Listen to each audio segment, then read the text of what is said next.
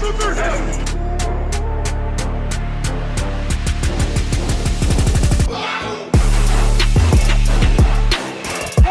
catch. Oh, he's got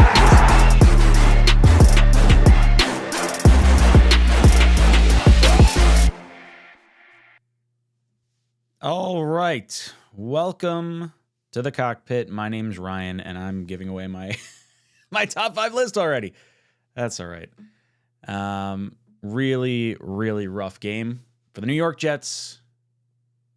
Not so much for the LA Chargers. 27-6. They just thumped us all yesterday. So I want to go over my biggest takeaways from the game and get into some of your comments and questions. See Fernando in there. He says, Hurts wasting a championship defense.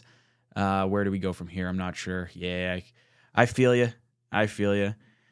Joe says, 1, Zach sucks. 2, they need a new quarterback. 3, Hackett doesn't trust Zach. 4, Garrett Wilson's real good. 5, Jets have a Super Bowl defense. Yeah. Michael, thank you for the super chat, says, this game really sucked. I got up at 2 a.m. German time to watch this. Somehow I stayed with the broadcast until the final whistle, but damn, what a poor offensive showing. Michael, I don't know how you did it. I tried to change the channel while I was sitting at the game, and I was like, oh, yeah, this is real life right now. This is what we're dealing with. Not fun. He says, bench Zach, switch Mitchell back to right tackle, get rid of Billy Turner. Billy Turner was a Billy Turnstile. It was not good for Billy Turner on the right-hand side. I mean, Mitchell didn't look great when he was out there either at right tackle, but, man, dude, it was just a frustrating night. So, all right, guys, let me hop into my 5 takeaways real quick. I'll give you guys my analysis after kind of having some time to digest all of this, and then we'll go into a little bit of the Q&A after this. I do have a poll question in the chat. Should the Jets bench Zach Wilson? You guys can vote on that as I go through my takeaways here. So first up, number 5, special teams. This has been an area that I think Jets fans have been able to rely on for the entirety of the season, specifically week 1 with the return touchdown, the punting that Morstead has been doing last week, the 3 kicks inside the 5-yard line. And, you know, Jets have gotten safeties because of these special teams players and punts and the field goals that Zerline's been kicking. But yesterday, the Jets wound up giving up a punt return touchdown. This is the 3rd one in 2 years. The rest of the NFL has given up a grand total of 4. So let me repeat that. The Jets have 3 punt return touchdowns on them over the course of the last 2 years. The entire rest of the NFL, 31 other teams in total, there's 4. Yeah, let that soak in. That's super frustrating. As much as I really like what we've gotten out of the special teams unit, this was ugly. This was not a good showing by them. Specifically the one play. Everything after that kind of settled down. They didn't really get an opportunity to kick field goals. Zach was taking sacks that knocked him out of field goal range. Morstead was still kicking the ball well. So, unfortunately, they make one mistake, and we can't overcome it. That 7 points that the Chargers got at the beginning of the game from that punt return touchdown was enough points to just win the game outright. Jets didn't have a shot outside of that. Number 4, I want to talk about the penalties. Last week versus Giants, Jets had 9 penalties for 85 yards. This week they have 8 penalties for 40 yards. So the yardage isn't there so much, but the first downs and drive-killing stops have been brutal. Alan Lazard, I think, had 3 penalties this past game. Ruckert threw 2 penalties, I believe, if I'm not mistaken. Like, it feels like a very undisciplined team right now, and it's pre-snap penalties. It's illegal formations, illegal shifts, stupid holding penalties. Garrett Wilson did not have himself a great game. He had a block in the back at one point on a haul run. Granted, that was a block in the back that actually sprang Brees for that run. Man, it's frustrating from a penalty standpoint. Like, literally every good play we have, whether it be offense or defense, I'm just looking for laundry on the field. I'm looking for a yellow flag because, like, well, there's no way we actually got that much yardage because we must have committed some type of penalty. That's what it feels like.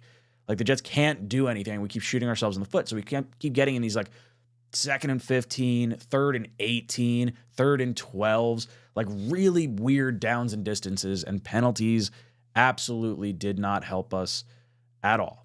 But hey, you know, we got the roughing the passer call, right? The crowd was at its loudest when Zach finally got his bell rung by Bosa, and the flag comes out. It's the first roughing the passer call the Jets have been the beneficiary of in over 2 years, over 2 seasons. That's outrageous. That is or I guess close to 2 seasons. It was 2021. It was in December that the last one happened. But like the whole crowd, like we're jumping up and down, we're having a blast. We're like, yeah, this is great. And then Garrett Wilson fumbles the ball in the next play. Just like, man, we just can't do things right. Can't do things right. Third, Alan Lazard. All right, we got to talk about this because we're paying this dude 4 years, $44 million, and I'm having some serious buyer's remorse for this Alan Lazard signing. And, you know, from a leadership perspective, I've liked what he's brought to the team in that respect, but man, the guy's always dropping passes or maybe not even going up for like contested catches. There was a nice long pass that he just kind of seemed content to let the ball come into his chest, and the defender wound up knocking it away in like a half-hearted swat. And Lazard could have just extended his arms to catch the ball with a little more oomph, I guess. I don't know. It's just, it feels like there's always a penalty coming from Lazard. I just expect it at this point. And I don't know how you don't put Brownlee in at some point. Like, just let's see what the kid can do. Even if he doesn't cause penalties, it's a net positive in that capacity.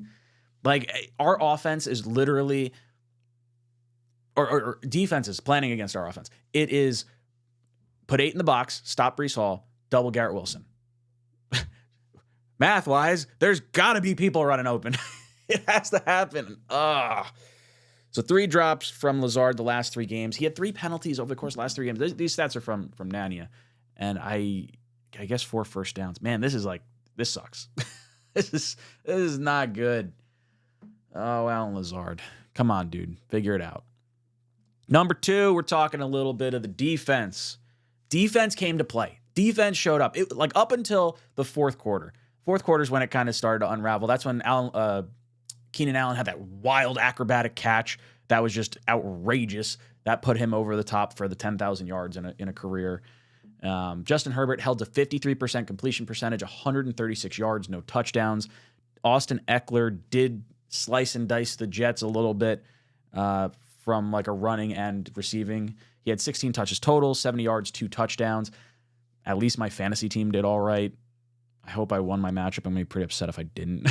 And he had that stat line. And then Keenan Allen, 8 receptions, 77 yards. Jets held this team in check. If you told me coming into this game, Justin Herbert would have 53% completion percentage and 136 yards, there is no way the Jets lose this game. No way. No way the Jets lose that game. Couldn't happen. Couldn't happen. No shot. Well, we wound up finding a way to do it. And look, the defense can only do so much. Garrett Wilson said it coming off the field. He's like, I don't know how many more times I can look at our defense in the face and say, I'm sorry. Like, they're pitching, like, I know it's not a shutout, but you're talking like, okay, 7 points given up on the special teams play. Zach fumbled the ball at the 50-yard line once that led to a score. And then the second time towards the end of the game was returned almost for a score. So you're talking like essentially 21 points that the defense just we didn't really do this. Like, you're putting us on the field. You're getting 3 and out after 3 and out after 3 and out. And like, this is a championship caliber defense. This is a absolutely studly defense across the board. And Zach just neutralizes all of it. The offense neutralizes all of it. But man, I feel bad. I feel bad for the defensive guys. And I feel bad for anyone that's really giving a shit, because this sucks from a fan perspective to have to watch week in and week out to see this level of defense have these things happen to them. This defense did not give up the 27 points that reflected on that scoreboard. And then number 1, Zach Wilson. Elephant in the room here. Should the Jets bench Zach Wilson? Vote on it in the poll question. 67% completion percentage, 263 yards. That sounds like a pretty decent stat line for Zach, until you realize this game was over by the time Zach started getting yards. Zach had well under 200 yards heading into the fourth quarter and just had to dink and dunk his way to get some yardage. And the Chargers are playing prevent defense, just trying to get out of the game, burn some clock. Zach is awful. And it looks like he doesn't even want to be out there. Like, he is so afraid. 2 fumbles resulting in touchdowns, 8 sacks, 6 of which came over, I think it was either 2.5 seconds or 3 seconds. Just wild. Absolutely insane. And the offensive line, I'm not gloating about them by any stretch of the imagination, but they are giving Zach enough time. Sitting in the stands, I'm sitting there watching this, 1,000, 2, 1,000. Like, where's the ball? Like, the ball's not coming out. Like, he's just standing there. He's waiting for the pocket to collapse in on him. And it's like he's afraid to throw the ball because he's afraid he's going to throw an interception. I want to see the all 22. Like, our guy's just not getting open. I mean, maybe it feels like the processing power is just not there. Like, he's running Windows XP, or not even, he's running Windows Me. Like the really bad one from what, 2000. And like everyone else is just like Apple Silicon Mac. Yeah, it's like the processing power is not there for Zach, and it's really frustrating, and it's a really big detriment to us. And Trevor Siemian's not even the backup right now. He's not even activated. So you have Tim Boyle as your backup. You're not bringing Tim Boyle in. That, to me, is the most frustrating thing. Like, I see Aaron Rodgers throwing 50-yard bombs in pregame, and you say, okay, well, look, he's throwing 50-yard bombs. Maybe that's something. He's going to come back soon. And even the Derwin James dap at the end where he said, hey, when are you coming back? Coming back in a few weeks. It's going to be a few weeks. So that's what Rodgers is saying.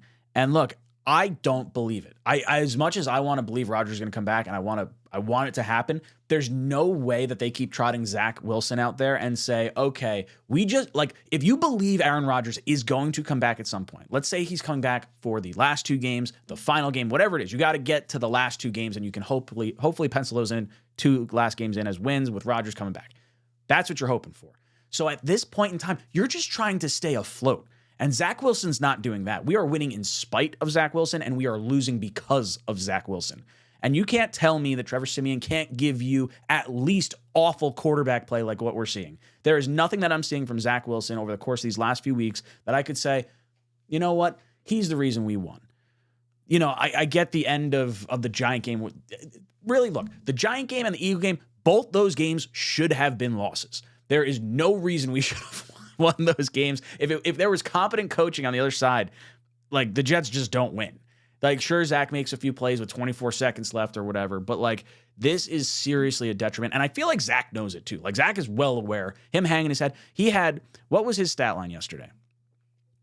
So Zach's stat line, he had 49 attempts and he took 8 sacks. So they dropped back 57 times.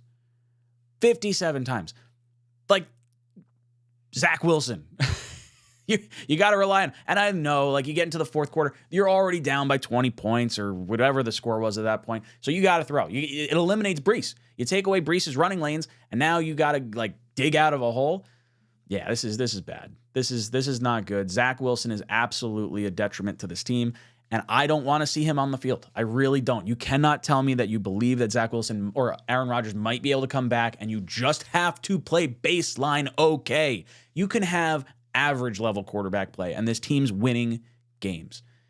And you're not getting that from the quarterback position. This was, like, very frustrating to watch. Zach Wilson has set football back 50 fucking years. I don't know how you could possibly sit there and try to defend Zach Wilson. Say, oh, well, the offensive line, oh, well, the drops. It's like, no. Like, watch the every throw video. Go back and watch the every throw video. I just put it out. Literally, like, easy throws to just get 4 or 5 yards, something like that, to get us kind of in a rhythm, or just pull the trigger, go and run. How many times do we see Zach like, oh, I'm going to flip it to Michael Carter with a linebacker in his hip pocket when I have like 7-8 yards to run, and all I have to gain is 4 or 5 yards to get a first down. And then he's taking bad sacks. He pushed us out of field goal range at one point. It would have been a 1-score game. The kid doesn't have it. He's a backup quarterback at best. And I'm sorry. I don't think it's fair to the 52 other players that are putting their bodies on the line to trot Zach Wilson out there. You got to figure it out. It feels like the Jets are throwing their hands up and they're just like, well, you know, Aaron Rodgers out. We can't do anything else the rest of the season. And the argument, I guess, against it is, well, Trevor Siemian's never saved a franchise or anything, but I'm not even asking Trevor Siemian to be a good quarterback. I'm asking him to be a not bad quarterback, a not awful quarterback, a not bottom of the barrel quarterback. You just can't have what Zach Wilson has given us right now. You can't have it, and you got to be able to make the correct decision and sit him down. Now, I hope going into next game, going into the Vegas game, I hope Siemian's active. Even if you don't want to start Siemian right now, you got to at least get him a little bit of time behind the offensive line and getting some starter reps at, like, after half if Zach can't figure it out. Pull Zach at half of the Raider game if you can't figure it out, because then you got Buffalo and you got Miami, and those are big division games. If you want to have any shot at saving your season, you got to have those games. Man, just not good. Not good all the way around. So, guys, let me know what you think down below in the comments. What are your 5 biggest takeaways? And we will hop into the comment questions that you guys have over here. So Julian comes in. Julian says, do you think Zach Wilson needs to be benched? I do. I really think he does. He should not be a starting quarterback. He wasn't supposed to be, obviously. Aaron Rodgers was supposed to be a starter, but he should not be on the field. He shouldn't. He should not be on the field. I don't care who you got to get. Is it Trevor Siemian? Is it someone off the goddamn street? Like, it cannot be Zach. It can't. You're literally holding on to him to, like, pacify this weird notion of, like, okay, we got to reclaim the number 2 overall pick as best we can. And if he's sitting behind the scenes, that was the way they planned on doing it. But, like, trotting him out there week in and week out is not the right move. It's not. Enrique comes in and says, they shot themselves in the foot. Penalties, drops, offensive line, play calling. This is all on coaching staff. The defense is fire. Yeah, at some point you do have to lean on the coaching staff and say, hey, look, Lazard is not getting it done. Zach Wilson is not getting it done. Clearly, there is something amiss. Something needs to change. And if you are not changing Zach Wilson, that ultimately falls on coaching. And the penalties the last 2 weeks, coming out of the bye week, you have 9 penalties and 8 penalties, lots of them being pre-snap penalties. This is bad. This is a very undisciplined team. This is a very unfocused team. The offense cannot find their way. And I feel like they're just hoping that Rodgers comes back at some point and Brees can just magically get us enough yardage. Like, I think of the 3 touchdowns that Zach Wilson and the offense have scored over the course of these last however many games, or I think on the season of, like, the 8 touchdowns we have, Brees has, like, a 50-yarder, a 70-yarder. Like, you don't have anything without a wildly, outrageously long run. Like, the Jets cannot do anything. And honestly, the end of the game, when you had that situation where Uzomah drops a touchdown in the end zone, I'm sitting there in the stands. I'm like, good. I'm glad we dropped that ball. I'm glad we did not score a touchdown right there, because Zach Wilson doesn't deserve a touchdown right there. That was the epitome of what the entire game was. And then the final 4th down play, he throws it short of the end zone, and Conklin gets tackled on the 1 or 2 yard line. Like, the epitome of what being a Jet fan with a Zach Wilson-led Jet team was that final 4-play sequence. Running out of bounds behind the line of scrimmage is unexcusable. I don't care if it's 2 yards. You know, it's only 2 yards. It's a game that's totally doesn't mean anything. Throw it out of bounds. Don't lose the 2 yards, because guess what? You didn't get the touchdown at the end of the day because you didn't get those 2 yards. God. Really frustrating. Really frustrating.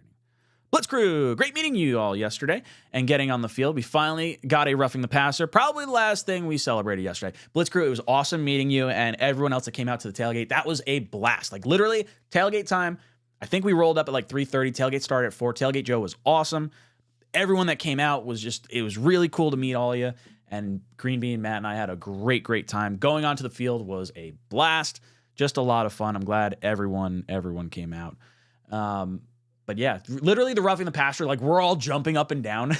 And like you could tell everyone that was in our group knew the situation of the roughing the passer and, like, how we haven't had a call, because, like, O'Leary, Green Bean, myself are pointing at one another and we're seeing everyone else in our section just, oh, it happened. And obviously the roar from the crowd outside of that, but, like, our little section was just, it was kind of comical at that point.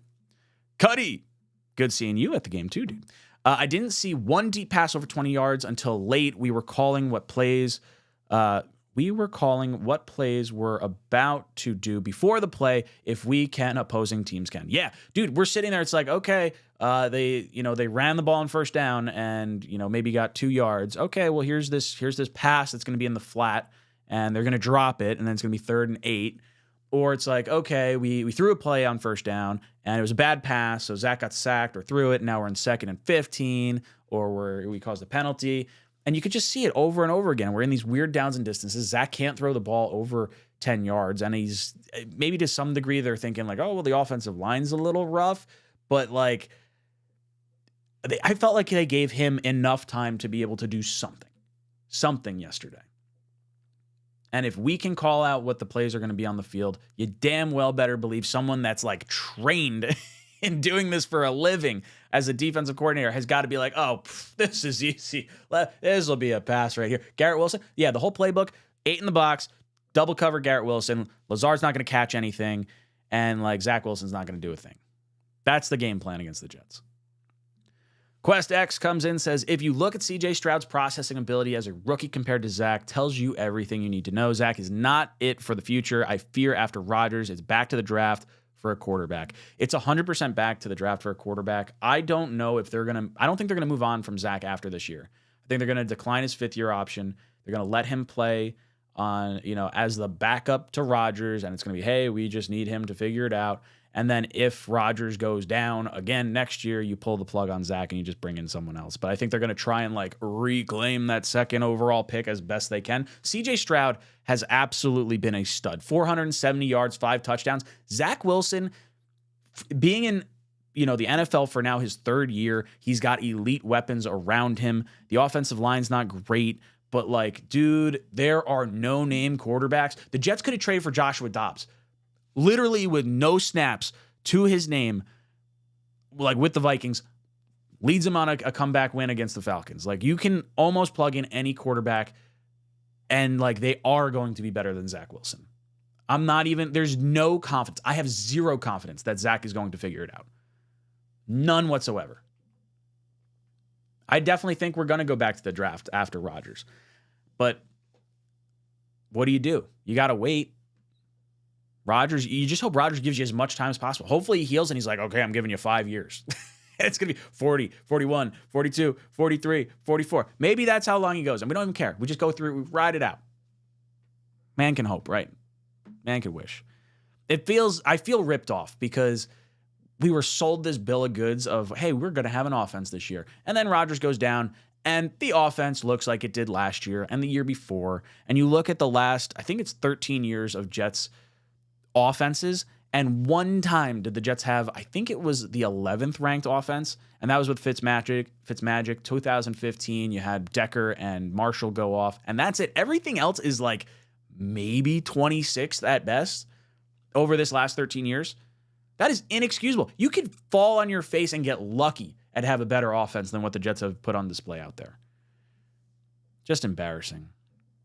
Julian says, I think the Jets need to trade for Jaron Hall. He's a quarterback from BYU, and the Jets need not Zach Wilson. No, I do not want another BYU quarterback. I'm sorry. Jetpack comes in with a super chat, says, absolutely disgusting game. Zach Wilson is 1. Breece Hall taking a check down 50-plus yards for a touchdown away from having 0 passing touchdowns in 4 full games. Professional football. We need changes. Infuriating, pathetic. Yeah, if you take away the Breece Hall touchdown that he got, was it last week? Was that the game? Yeah, last week. Awful. Absolutely terrible. And you look at the way it kind of happened too. Zach did have a nice arm angle for how he got it to Breece. So it's weird that I'm complimenting Zach on a 3-yard play, but yeah, that's it. It's literally all he's done has gotten the ball to a playmaker in space and just hopefully they go a zillion yards for a score. That's the offense. The offense is okay, hope Zach doesn't score or hope Zach doesn't cause a turnover. He's taken awful sacks. Just terrible. Absolutely terrible. Cuddy comes in.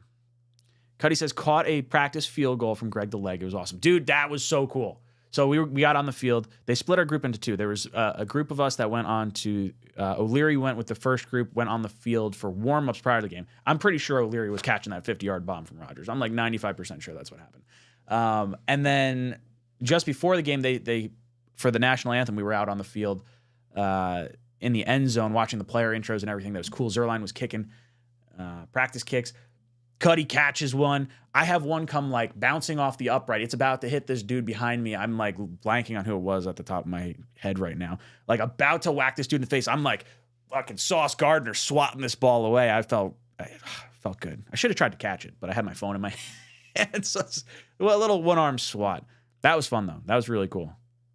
Blitzkrieg says Zach is a backup at best. Should we move on from Hackett to play calling is too predictable? I'm not moving on from Hackett because Rodgers is here right now. If you want to move on from him after next year, if Rodgers doesn't play well and you're still kind of tied into Rodgers, I think we're stuck with Hackett until Rodgers is gone, realistically. I don't think we're going to move off of him because Rodgers like him. The offense honestly seems to like Hackett, and I don't even necessarily think Hackett's a huge problem right now. Like it is predictable, but a lot of it's predictable because of how bad Zach is. If Zach's not as bad as he is, I think this offense does look a lot better. Now, I do think LaFleur did a better job at scheming guys open than Hackett does, at least right now, just from like a purely, novice standpoint without like really diving into the tape. It looked like we had guys running open with LaFleur. With this offense, a little less so. But I don't know. I put a lot more blame on Zach than I do Hackett here. Nose Kills comes in and says, Zach's average yards lost per sack must be horrific. I have no idea what it is, but it is awful. It is so bad. He is such a bad pocket quarterback. And why not throw it away? Throw it away. Like even the one play that like got a lot of fans frustrated was like Zach took the ball back and the screen wasn't there. He wasn't really under pressure, but he threw the ball in the dirt. And like I was frustrated at that. But then at the same time, I'm like, well, he lived to fight another down. He didn't take a sack. He didn't throw a bad ball. But like it's one read, and if his read's not there, the play's broken. It's run around, scramble until you hope someone runs free, and you see him long enough that you can use your crazy arm strength to get the ball there before the defense recognizes what's going on. Because you are not anticipating that Zach Wilson is going to know someone's going to get open. He's got to see them open, realize it in his head, and then rip the ball downfield. And then by that point, he's throwing the ball with no touch. So that's why we're getting a lot of drops as well. Like the Uzomah drop touchdown in the end zone. You're a professional football player, Uzomah. You got to catch that ball. But like that was a missile. Zach Wilson threw that ball way harder than he needed to. Like there is some degree of difficulty in trying to catch a Zach Wilson pass. I mean, you heard it from Garrett Wilson at the beginning of the season. Like, man, it is so easy to catch a pass from Aaron Rodgers. Totally the opposite direction when you look at Zach Wilson. Cuddy says, do you think the team would pick up Zach if do I think a team would pick up Zach if we cut him? I do think they would. I would just kind of let this ride into the ground. Someone like Shanahan will pick him up and just try to reclaim him. Someone that's a better offensive minded coach, I think would see the mold of Clay and say, hey, he's still young. We can develop him. I think Zach's broken. I don't think the processing power is fast enough there, and I don't think it's going to get any better. I really don't. Knobcraft says, remember that time we thought Zach could be good? Yeah, week 4. Back against the wall, going up against the Chiefs, like, okay, you got to have it, kid. Well, guess what? You had to have this game. And you shit the bed. You shit the bed and you rolled around in it. And you twisted the covers in it. You can't even reclaim this. There's no stain stick that's getting that smell out. Man, just ugly. Douglas comes in and says, one legitimate wide receiver and a running back whose job by design is dependent on the offensive line play is far from elite talent. Offensive problems go way beyond quarterback. I think this offense is struggling. We need another wide receiver. You need offensive line help. Like in the offseason, I'm 100%. Best offensive lineman in the first round, take him. Don't care what position it is, offensive guard, center, tackle, whatever it is. Get the best offensive lineman you can. Free agency, get Mike Evans, get T. Higgins. Trade for Devontae Adams, whatever you need to do. You need a receiver. You need an offensive lineman for sure. Not going to argue with that whatsoever. But when you objectively look at this team, it's undisciplined penalties. It's Zach not knowing where to go with the ball. It's Zach having poor throws. Like there were plays to be had. Uzomah had one where Zach is scrambling around. Probably should have been another sack. Scrambling around, gets away from pressure, and then he rips it, but throws it behind Uzomah. And Uzomah's standing like a yard or two in front of the first down marker. And I want to say that was first down, maybe second down. It definitely was not third down. And Uzomah's trying to jump back to try and get a one-handed catch because Zach can't hit him in stride or hit him he wasn't even moving, standing on the sideline. Oh, God, just every throw. And then even the pass interference that we got on Conklin, that gave us some life before we wound up going backwards and being out of field goal range. That pass interference was a poorly thrown ball. I don't even know if there was no pass interference, if Conklin would have even had a shot at getting that ball. You probably could have put that flag back in the pocket. It just sucks. And I understand one legitimate wide receiver, running back, a shady offensive line. There are more issues outside of Zach, but a competent. I'm not talking top 10. I'm saying 20 to 15 level quarterback play, I think this team is winning a lot more games than they are. Now, maybe you don't win this one. I don't know. It very clearly to me, looking at this game, shows Zach can't do it. The staff has no faith in Zach. This completion percentage that we're seeing right now is dog shit. They're not good plays. They're not good yardage. It's not good, not really a good completion percentage when you're talking about throwing like little dink and dunk passes. You're not moving the ball down the field. It feels like every drive you have to get all the way to third down and just hold your breath and maybe you'll get a first down. We're hoping for penalties to get first downs. Like that's not a sustainable offense. Not a sustainable offense.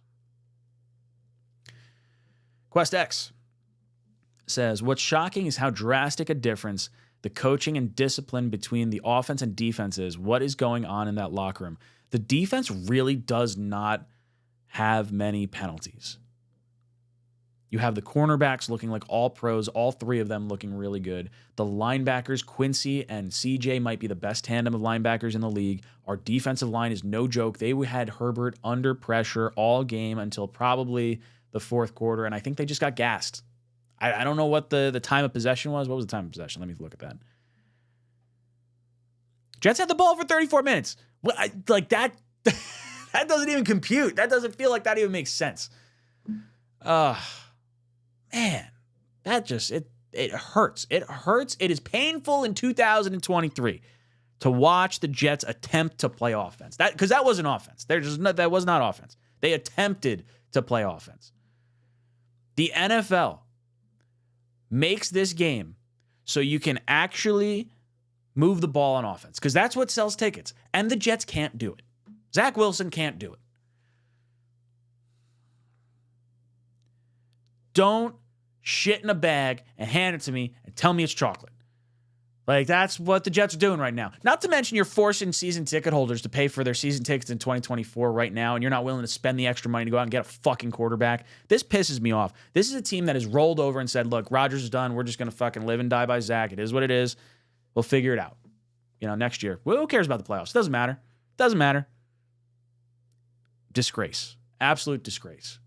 And I don't know how to feel comfortable. Like, look, the Raider game a few weeks ago, you're saying, okay, that might be a win.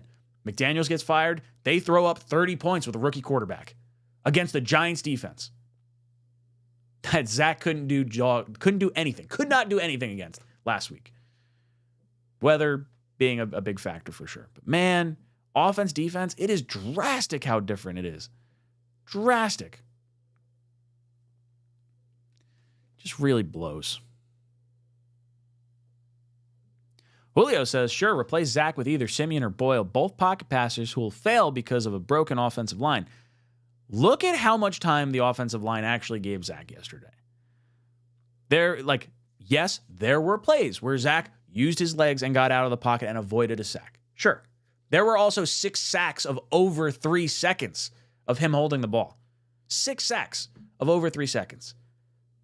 Tua is getting the ball out in 2.5 seconds. Other quarterbacks getting the ball out sub 2.5 seconds. You do that, you're going to score some points. You're going to move the ball down the field. Your offensive line could look a lot better with competent quarterback play. So yes, I do want Simeon in. I would prefer to see Simeon right now. I want to see something. Give me some level of hope. I just want to get to when Rodgers comes back. This leaving Zach out there right now tells me the Jets do not believe Rodgers is coming back, and they are doing it purely to sell tickets, which, hey, good for them. That's what they should do. It's a business. It's an entertainment industry, but I'm not fucking entertained by this fucking offense. You are wasting fans' money by trotting Zach Wilson out there, and you don't care about it. If you did, you'd put someone else in. If Simeon can give you baseline level quarterback play, which to his average, if you look at his average play, he's getting like 24 yards, 24 touchdowns, 11 interceptions, and like 3,500 yards. That is good enough. That is good enough quarterback play over a 17-game season to have success with this defense and special teams. You are telling me you do not care about the playoffs by starting Zach Wilson. Flat out what it is.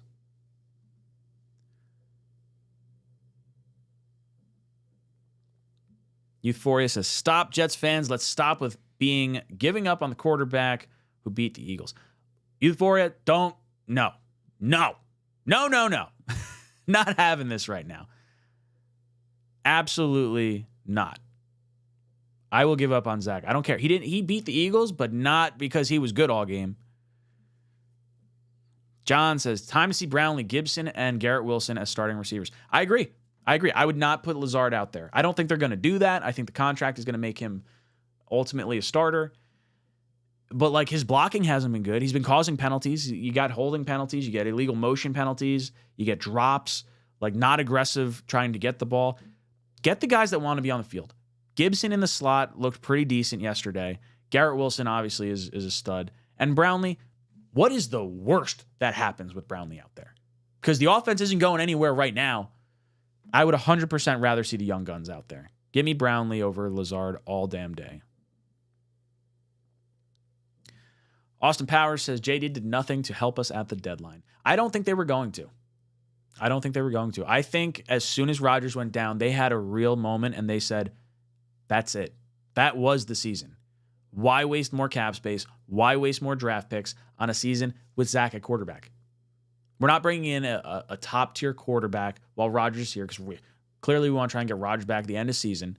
But, like, it does not feel like they even tried. Ezra Cleveland going for a 6th-round pick was inexcusable to me. We got to get Saffold out on the field. Last week, the Jets were like 2 of 14 on third down conversions. This week, 3 of 17. 3 of 17 on third down conversions. You don't win football games like that. Our defense, our great defense, held the Chargers 7 of 16. And that's a good defense. Like, this was the worst pass defense you could have gone against if you're Zach Wilson. This was the best case scenario for what Zach could potentially do. And he done shit the bed. It's awful. Absolutely awful. Ryan S., thank you for the super chat, says, I'd hope another quarterback would change things, but I feel like every phase of offense comes together like Voltron to be booty cheeks. So, yes, the entire offense looks bad across the board. I will say that. I think the offensive line doesn't look good. I think the receivers are dropping passes. I think Zach doesn't look good. But I think the touch on the ball and the little bit of yards that you can gain from just making the correct call, the correct read, like, it feels like Zach knows where he's going before the ball snapped. And if that's not there, he doesn't have the brain power to be able to decipher what the defense has done post-snap to be able to make the correct throw. And it looks like he's afraid to run with his legs. I don't know why. Dude, your NFL career is spiraling out of control. Use your fucking legs. It's like, run for the first down. Like, that's what I want to see. I want to see Zach just go wild. I at this point, I would honestly rather see Breece Hall be taking wildcat snaps with Dalvin Cook next to him and have one of those guys attempt to throw the ball to Garrett Wilson or do some end arounds or something like that. Like, Zach Wilson dropping back and getting the sacks he's getting and throwing the poor passes that he's getting is a net negative. You could kneel the ball and you'd probably have a better shot at scoring a touchdown than Zach Wilson under center. Michael comes in and says, what's up, folks? Hit those milk thumbs. We had a milk thumbs chant going into the into the stadium yesterday. We were walking through the parking lot. People, what the hell are these people doing? Talking about milk thumbs. Cuddy comes in and says, I think Gibson was the only bright spot yesterday. I agree. I think Gibson was showed enough on offense that he deserves to get the snaps over Cobb. 100%. Gibson should be on the field. He's fast. He's like in and out of his breaks really quick. I want to see Brownlee out there. I do. Lazard's not the answer. Like, bad signing. It was the cost of getting Rodgers here. Like, let's be honest. For anyone that's upset with Lazard and you want to be mad at Joe Douglas, oh, well, he doesn't have to bring in Alan Lazard.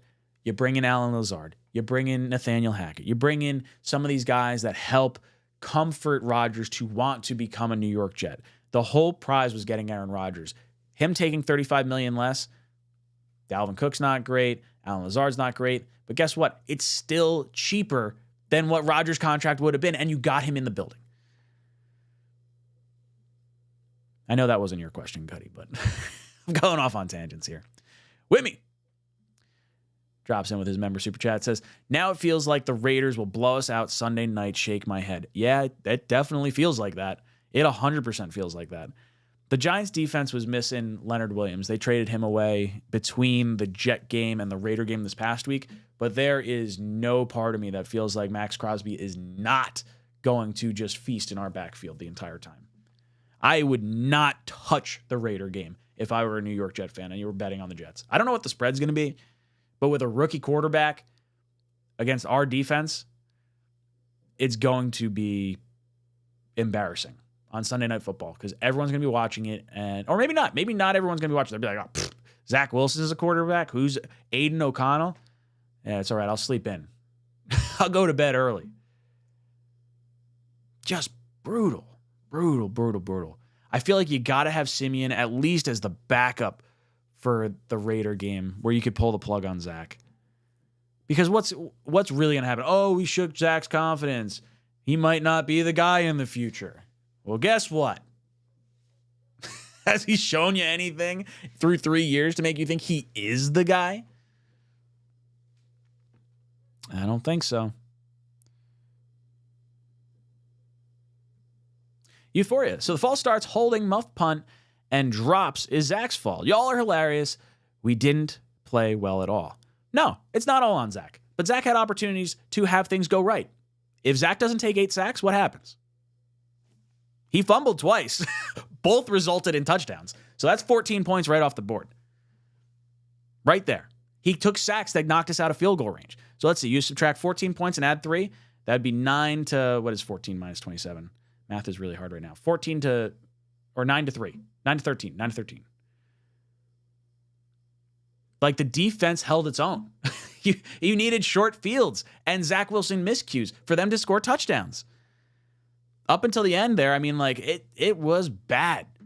I get there's penalties and I get there's like issues on the offense, but Zach should at least be able to overcome some of them, and he's not overcoming any of them. Not a single one. There's not one thing that I can point to and say, oh, we did that because of Zach. Basil Williams says, are we the Jets or Goodwill? We have Boyles and Trevor.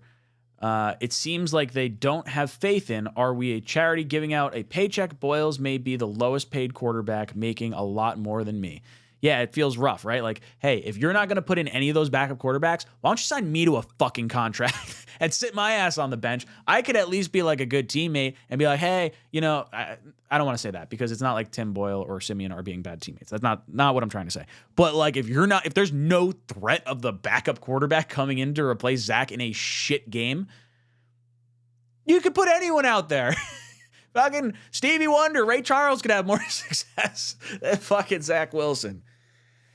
Man, this is frustrating. This stuff sucks. Just sucks. Isaac, what's up, dude? Even though we lost, Talking Jets group was a win.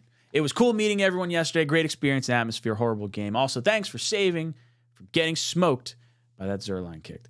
Yeah. Okay, so it was Isaac. That's who it was. Isaac was standing behind me, and I swatted that ball away. And, almost whacked him in the face. Awesome meeting you, dude. It was a lot of fun. Really, really enjoyed the group. Jake Asman came by. It was the Talking Jets tailgate with Tailgate Joe was so awesome. It was a lot of fun. The amount of people that came up and just like literally everyone hung out together. Not even just like talking to myself, Green Bean, and Matt, but like with one another. Like you got Jet Engine talking to Blitz Crew and everyone, like literally all the usernames that come together that you guys know in the chat that just don't have like a face to the name. It's really, really cool to be able to meet everyone like that. I'm just looking forward to the next time we do this. The next time we'll do it, we'll probably aim for like a 1:00 game next year. So that way we go on the field after, have a little bit of discussion. But the tailgate beforehand, especially the Monday night game, because they opened it at, I guess the gates opened at 3. We had a long time to just hang out and tailgate. And we had people from all over. There was a dude from Seattle there. We had 3 people from Maine came down. Jet Engine flew up from Florida. I'm sure I'm missing a ton of other locations, so let me know like in the chat where you guys came from. One dude was from Beacon, not crazy far away, like an hour or so, but like it was fun. People came out. It was really, really fun. It was cool to see everyone come out, and it means a lot because I've said it before on here. Like you guys have plenty of other things you could be doing, wasting your free time doing something else, something more productive, something that probably brings you a little more enjoyment, but you choose to waste a little bit of your free time on me, and that means a lot. So thank you for that. And for those of you guys that came out and spent your hard-earned money on a game and a team. That's incredibly frustrating. It does not go missed by me as well. So it's very, Matt Greenbean and I are very, very excited to have met all you guys, and means a lot. Means a lot that you guys came out to support. Kevin says this isn't his first year. He's in his third year. His play is inexcusable. Point to one stat. Someone show me one stat that you could point to for Zach and say, this is why we're keeping him in right now. I don't know if you could do it. Andrew says, my worry is we're going to be just as bad with Rodgers. His entire career, he's known for holding the ball. He's not Brady. He does not get the ball out under 2 seconds. Never has been that kind of quarterback. We saw it in the preseason game versus the Giants. He got the ball out pretty fast. So I don't know if I'm necessarily super, super concerned about that. There is definitely a worry that Rodgers won't be the Rodgers that we've seen in the past, and I don't think it's fair to expect him to be at that point. And also post, Achilles injury. So there is definitely a level of concern like that. But I think Rodgers has enough processing power that he can make 2 reads within the pocket if given enough time. If he's given 2.5 seconds, I think that is more than enough time for Rodgers to be able to slice and dice a little bit. Now, he usually uses his legs, and how mobile he'll be after this Achilles injury, probably not very this year, but next year, hopefully there's a little bit more mobility back. Dom says, Zach as a backup doesn't work. He isn't worth keeping on the team. Cut the cord at the end of the season and let him develop elsewhere. I honestly agree. I don't think the Jets will do it. I think the Jets are going to hold on to him because I don't think Douglas wants to admit the number 2 pick was bad. And if there's any hope, since you got to pay him anyway, I mean, at that point, you just hope you deactivate him. The roster spot is almost worth more. But because you have so much of a cost sunk into Zach, you're just hoping, even if it's a 1% chance that he turns it around, if you got to pay him anyway, I don't know. I don't know how you keep trotting him out there. And as a backup, if Rodgers has to miss 1 game, the hope was Zach could at least hand the ball off enough and we could hide him enough to win games. But you got to at least have someone that the defense can feel might be able to pass the ball on you. The Chargers, as the worst defense against the pass, felt like it is cool. We do not have to play any kind of pass defense against Zach Wilson. Just sucks. Italian loving the Irish. Maybe it's difficult for people to comprehend what I'm about to say, but Jets coaches are okay with sacks without fumbles, of course, and punt. I mean, honestly, yes. As fucked as that is, it's a resounding yes. They're okay with 3rd and outs. They're okay with not turning the ball over because the defense lets them hang around long enough. If you don't have those 2 fumbles, 3 fumbles really, the Garrett Wilson one. The Garrett Wilson one I don't think led to points, though. I think we wound up getting the ball back. But the 2 from Zach at midfield that led to 2 touchdowns, that in and of itself, you get rid of those and you just turn them into sacks without the fumble, at least it's not points and you're pinning someone deep. You're pinning them inside the 15-yard line. You're giving your defense a shot and you're just playing ball control at this point. You're just hoping that you can pin the other team deep in their own territory. Your defense can hold strong and Zach can get you a first down, maybe 2, and Zerline's in range for field goal. That's the whole offense right now. When the Chargers went up 14-0, or was it 10-0? No, it was 14-0. I was like, this game's over. We're not going to score enough points for this. I don't think we're going to be able to kick 7 field goals right now. Not 7, 5 field goals. I don't think we're going to kick 5 field goals today. That's what it felt like. It was we need Zerline, and Zach's not moving the ball.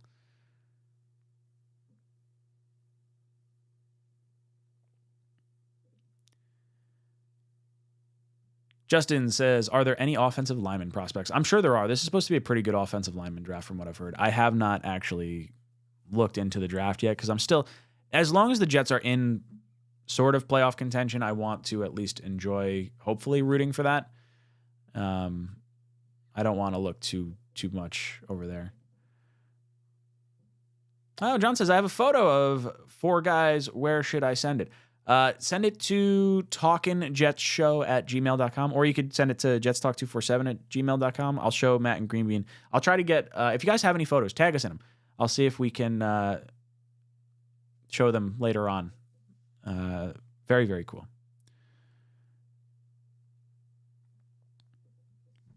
Oreo says, Zach? I'm not even going to try and read that one. Sorry, Oreo. My brain's fried right now. I got back. I didn't get home till like 1 o'clock in the morning.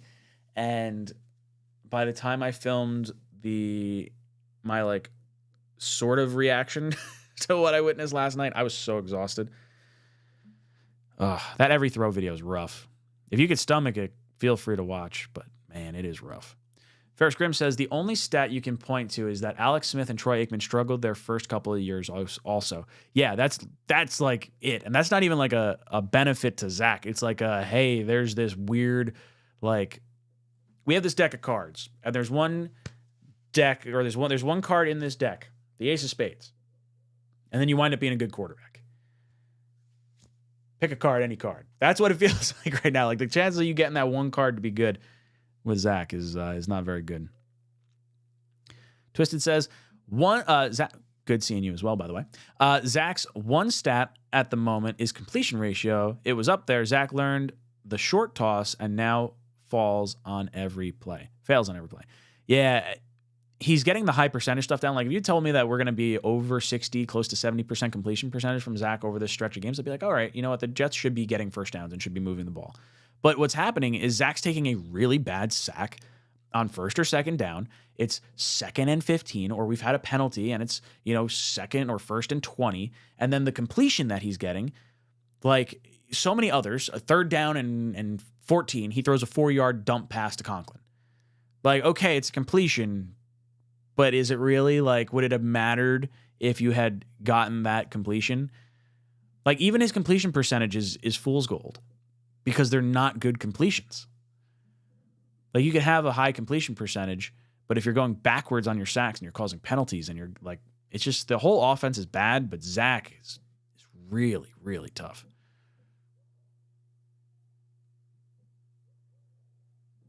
Youthphoria really frustrated with me right now on Simeon. Please don't mention starting Simeon and Boyle the rest of the season. I will not start Boyle. That is not something that I'm advocating for at all. But Simeon or a free agent, I'm totally agree. You can't tell me that Carson Wentz can't figure out an offense better than what Zach Wilson is right now.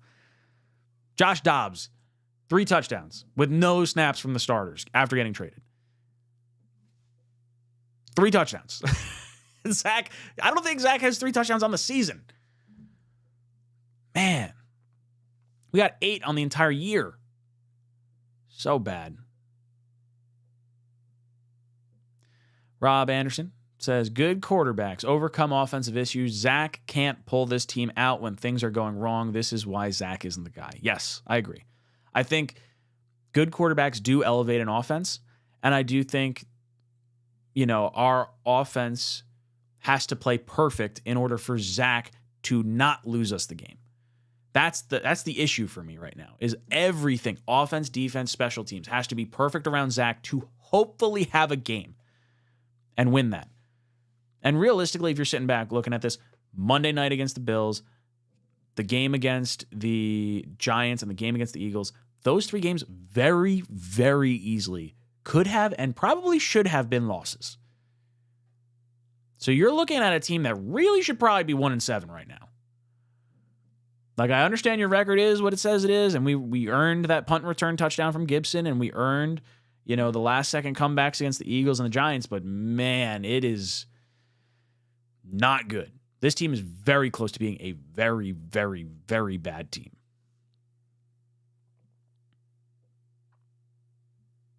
John says, punt, fumble, punt, Jets possessions. Yeah, I was doing the recap, and I got to that point in the game where it was like punt, fumble, punt. And it was like, I think the most plays we had on a drive was like 6 at that point. I don't, later on with garbage time in the fourth quarter, it changed a little bit. But yeah, man, it is bad. Q Lake says his strip sacks are more costly than a deep throw interception. Yes, let it rip downfield. At least if you get an interception, it's kind of like a punt. Even if it's on first down, I'd rather that than go backwards however many yards. All right, Oreo, let's give yourself another chance. Sorry, Ryan. Pretty much, I said that Zach lovers disappear when he plays to his true form. I'm done with everyone praising 18 of 32, 121 yards, no touchdowns, no interceptions, and he didn't lose or win us the game mediocrity. Yeah, I'm done with that. I can get that stat line from anyone. Anyone. Pick a quarterback out there. The worst one in the NFL not named Zach Wilson. I can get that stat line from that quarterback. I completely agree with you, Oreo. I'm done with the mediocrity. Give me something. Rob Anderson said we should have traded for Josh Dobbs. It's what it feels like. It's definitely what it feels like. I don't think the Jets were going to make that move because they're very much the ride or die Zach. I want to see us win as many games as possible because I want Garrett and I want Brees. I want these guys to really feel like, hey, we got a shot next year. And we're losing because of Zach, not because of everyone else. Hemi says Dobbs would have been nice. Andrew says they doubled Garrett all game. If Brees isn't on the field for a check down to turn nothing into something, we got nothing. Lazard can't beat one-on-one coverage. When he does, he drops the ball. Yep, that's exactly what I'm seeing out of Lazard. That has been a very bad signing so far. I would much rather have Corey Davis out there than Lazard. It's not even close. Jace B says, why didn't we trade for Dobbs from Cleveland or anything that could have helped us help this offense? We add Will McDonald, can be a good player, but it still doesn't make sense why we drafted him when the O needed help. So there wasn't really other players in the draft. Because the Jets traded down from 13 to 15 for the Rodgers trade, you lost out on Broderick Jones, who really hasn't looked good, but he just started starting this past week for the Steelers. So that was the final offensive lineman off the board. The next one was like substantially like in another class. Like you would have to really reach at that point in the draft. The Jets apparently tried to trade down is what I heard. And then as far as Will McDonald, you're sitting here, you're like, okay, we're going to lose Bryce Huff at the end of the year. We're going to lose Carl Lawson. We need an edge rusher. And then Bryce Huff winds up going off and it just kind of sucks. We're probably going to wind up losing an elite edge rusher in Bryce Huff because I don't know. It just sucks. And then wide receiver wise, Quentin Johnston was not, he had one reception for maybe 6 yards yesterday for the Chargers. And the only other option was like Jackson Smith-Njigba probably, who's only just now starting to have some level of success with Geno Smith. The dude says, Ryan, weren't you just saying Zach Wilson was playing like a top 20 quarterback? He was.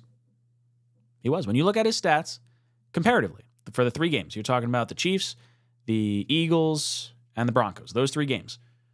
If you had taken his stats over that time and you extrapolated over a 17-game season, he would have been 8th in completion percentage last year, and he would have been 12th in yards last year. That was top 20 quarterback play. We were getting top 20 quarterback play from Zach Wilson from a stats perspective. Now, there's definitely like a lens that you have to like really peer down to, because once you start saying like, okay, he's not scoring touchdowns, because that's 0 touchdowns over that stretch, I think, or maybe 1 touchdown, whatever it was. Wasn't a lot. You extrapolate that over a season, very, very bad. So it's, a little tongue-in-cheek, but not good. David Jets comes in, says, we didn't even put a 7-burger on them. That's what I'm saying. The punt return. As soon as they scored that touchdown on the punt return, I'm like looking around, I was like, man, that's going to be tough to overcome. That is, how many of you were sitting there after that punt return touchdown saying like, man, I hope we can get 7 points today. Couldn't do it. Could not do it. Jets would have lost that game if that was all it was. How about them Jets? Comes in with Super Chat, says, in my opinion, start Zach if you want an excuse to cut him later. 5 touchdowns in 8 games. Start Boyle, Trevor. If you want a long shot at the playoffs, go Jets. That's exactly how to look at it. And that's exactly what I am looking at. So if the Jets are saying, hey, we just want to be done with the Zach thing, let it ride out the season. And then cut him at the end of the year. Just do it. Because you get him off the team. You can't have him. If you want to have an outside shot at the playoffs and you think Rodgers could come back, get Zach off the field. Put someone else in. If you think that you could just get baseline level quarterback play out of any of these other quarterbacks, could you possibly allow this team to have any kind of success? And then if you can get Rodgers back for the final 2 games of the season and you need those 2 games to get into the playoffs, I'm fine with that. But trotting Zach out there is just saying, hey, we're okay with losses. That's what it is. We're fine with a loss. We're okay not trying. Sucks. Really sucks. Nanga comes in and says, Ryan, can you give letter grades regarding the last game to Zach, the O-line, and the offensive play calling? Okay. I mean, it's not going to be pretty. We got 6 points the entire game. So, Zach, it's an F. I don't know how you look at Zach and say he did anything good at all. I don't know what the actual drop percentage was, and like it didn't look good. Zach's an F for me. I would say O-line. I liked Tippmann at center. I thought he was okay. I thought Tomlinson struggled a little bit for sure. The right side of that line, Mitchell and Turner, was not good. It is not good. I want to see Saffold out there. So maybe you give them like a C-. I don't know. I mean, based on like losing McGovern and Wes, and like I wasn't sure if Tippmann was going to start this week. For where I think relative to expectation, that's how I want to kind of grade this. Zach, like on a curve.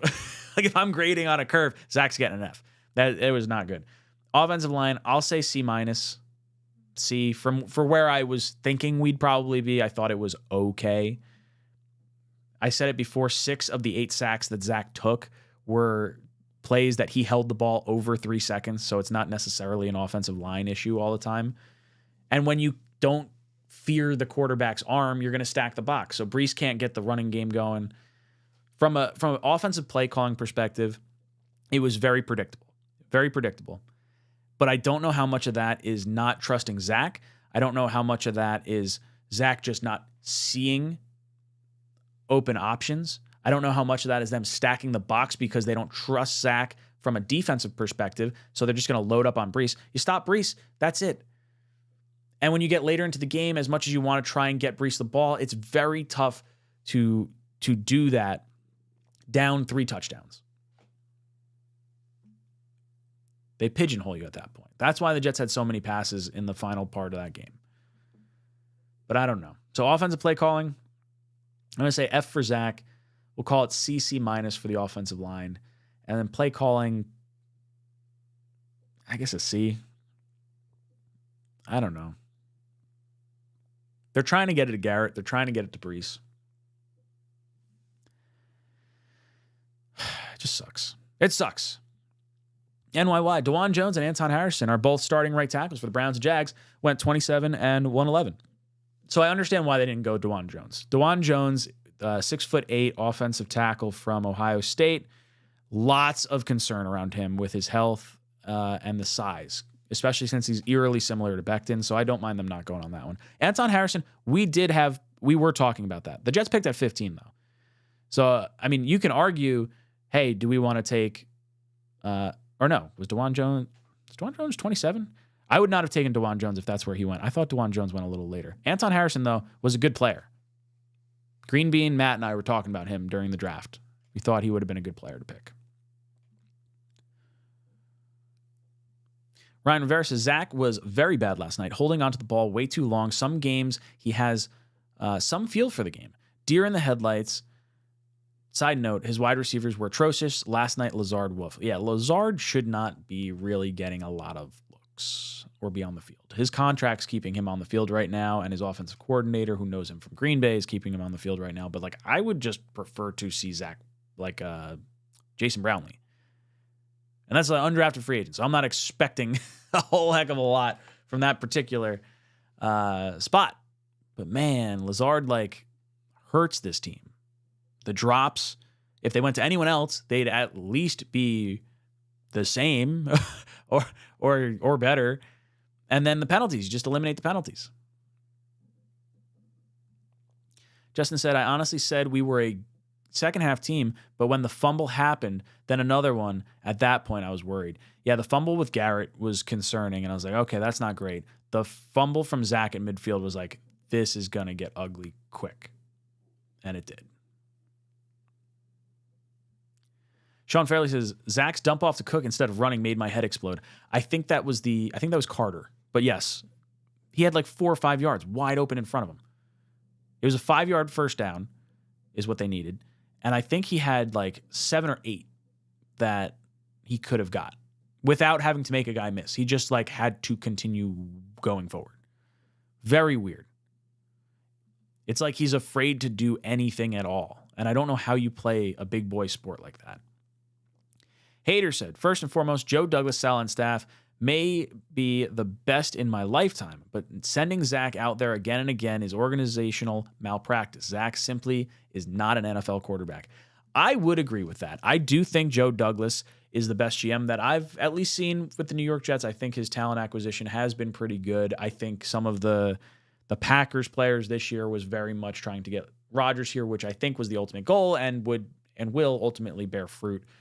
The rest of the staff, the special teams boys doing well for the most part, even though we've given up 3 punts for touchdowns in the last 2 years and the entire NFL has only given up 4. Like, that doesn't make sense to me. And I consider Boyer a good coach. Defensive-wise has been super stout. Offensive-wise, at least the players like playing for Hackett. That's kind of where I'm at right now.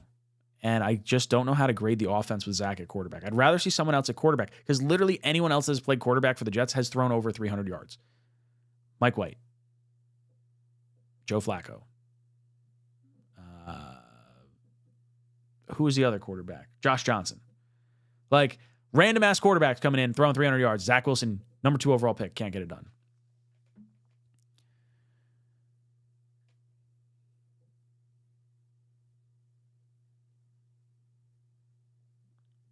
Rob Anderson says, I fly to Vegas this weekend from Canada to watch my first Jets game live. God, I hope my experience is a positive one. The only way it'll be a positive one is if you hook up a car battery to your nipples. That's the only way you're getting a positive experience.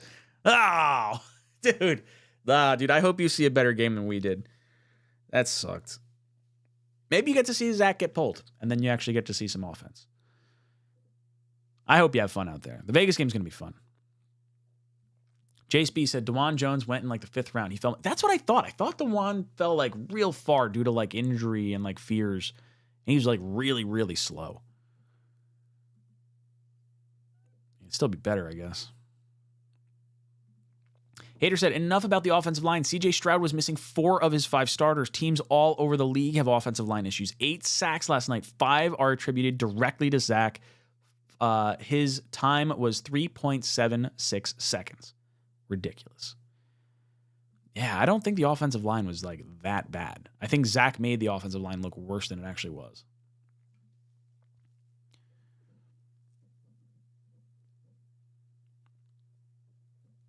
Jace B says, some positive, Jermaine and Huff, both on pace for 10 sacks. They both look really good. Huff and Johnson should be our edge rushers moving forward, with JFM spelling them and McDonald coming in at some point. Like, I very much like Jermaine Johnson. I really like Huff. I thought Gibson had himself a nice little, performance for what he was in for. Rest of the team, hard to find some positives from them. Joe Wood, I am not a Zach truther. I just like to think that the support of all the fans would propel him to play better. I don't think the quarterback solution while Aaron Rodgers is out is going to happen. Yeah, I understand. It's like, hey, we're all going to have Zach's back because he's our guy, and we got to rally around him. And I think I really do think the locker room's going to start to turn on Zach now. I think that was so clearly an issue with him the last few games, and now it's like, okay, now we're losing because of you, not like winning in spite of you. Like, winning in spite of you, we can kind of like drag you along, and we'll figure it out, and maybe you can figure it out along the way. But like, dude, you can't have the performances that the defense has put up and do that. Italian Loving the Irish says, last I checked, every time the Jets in the red zone, they run on first down to score. They don't score. They run on first down to score. They don't score. To not believe 87 drop at the end is proof of a bigger problem than Zach. I think so. Yes, I don't think Uzama is very good. I don't think Uzama is going to be on this team next year. But should he have caught that ball? Yes. Was it also like a gimme touchdown that the Chargers were like, we don't care if you score this. We're not playing hard defense. We're getting out of this game. Yes, that was a pity touchdown. Pity touchdown. And I'm glad we didn't catch it. And honestly, I blame Zach for that too. He threw a fucking missile at Uzama who was wide open.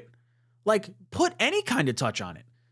I don't care what kind of touch, just some touch. And that's probably a touchdown. But you got to throw it 150 miles an hour at someone who's wide fucking open 2 yards in front of you? Dude, what are you doing?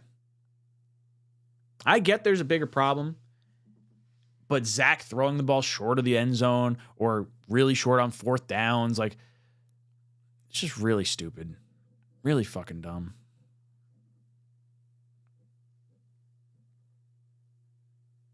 JSB says, the Michael Clemens non-fumble recovery gave me nightmares. So I want to see where you guys fall on this, because I was of the opinion where, like, in any other normal offense, yes, Michael Clemens should be jumping on that fumble right now and recovering it, and the Jets have the ball in positive yardage. But because the way the offense was not moving the ball, I 100% understand him trying to do the scoop and score. And Herbert got the ball back. And, like, look, I'm okay with that. I'm fine. I really am. I think there was a judgment call, and I think Clemens looked at that and said, we need to score because our offense isn't helping us. If I pick this up and our boys run us down the field, I get a little convoy, that's a touchdown. I like what Clemens tried to do. Didn't work out, but I like the attempt. Hater says, I love all Jets fans, all Jet fighters. Truth is, Zach is simply not an NFL quarterback. Offensive line had issues, but they are not the first problem. Not even close. Quarterback is who offense is pressing because of Zach. Whole offense is pressing because of Zach. Yeah. I think a lot of our offensive woes are because we're trying to hide Zach as best we can. And Zach's making stupid decisions. King Blaze says a lot of missed opportunities. Yep. Andrew said 3 of those are coverage sacks. They doubled Garrett, and Lazard can't beat one-on-one coverage or catch. I mean, you know how you avoid a sack if there's a coverage sack? Fucking throw it in the dirt. Come on, Andrew. Come on. Just like, you don't have to take a sack. You don't have to. I understand you get blindsided, and like sacks do happen. Like I'm expecting like 3 a game, honestly. But 8? Well, that's, you know what they say when, like, oh man, I keep having all these different roommates. And oh man, every time I get a roommate, we have issues. There's this problem. And you always blame the roommates. And you're like, well, maybe some inward reflection is needed. Because maybe you're the bad roommate. Zach Wilson. Austin Power says, did our receivers get open in 3.7 seconds? I don't think so. Honestly, I'd have to look at the all 22. I'm curious to see. I really like Play Like a Jet and how they like have a really nice, hopeful spin on like every Jets film review. So I'm looking forward to whatever Luke puts out this week to at least hopefully see something positive. But I don't think Zach's processing. I really don't. Him standing back there, we're screaming like, they're open. They're open. Now, maybe it's players that are not the first or second read, and maybe that's where we're running into issues, but like, it was ugly. It was really ugly. Julian says, do you think Sal and Joe Douglas' jobs are in danger for sticking with Zach? No. No, they're not. They'll be fine for next year. They're going to absolutely give them the opportunity to have the team the way it should have been with Rodgers. I do think if there's no success with Rodgers, everyone's probably gone. But I don't think Douglas and Sal are ultimately the problem. Now, keeping with Zach Wilson and not going to another quarterback, I don't know. I don't think Simeon is like going to save the franchise, but I think Zach could cost us the playoffs. Does that make sense? Robbie Oak says, Ryan, we have every quarterback throw video soon. Yes, it's already out. It came out prior to me releasing this. I think I put it out. Did I not put it out? Pretty sure I did. Should be in every throw out. If I didn't, I'll hit the publish thing on the other side. But I think I put it out already. The Freedom House says, anyone defending Zach at this point must be a Dolphins fan. Right?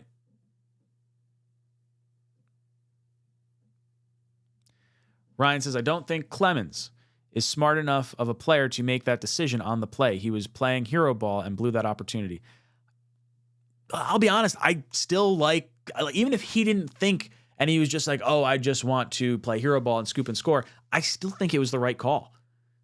As screwy as that is, I still think it's the right call because of how bad this offense is throughout the entirety of the game. It's not like they were moving the ball and just getting hung up in the red zone. They weren't moving the ball at all.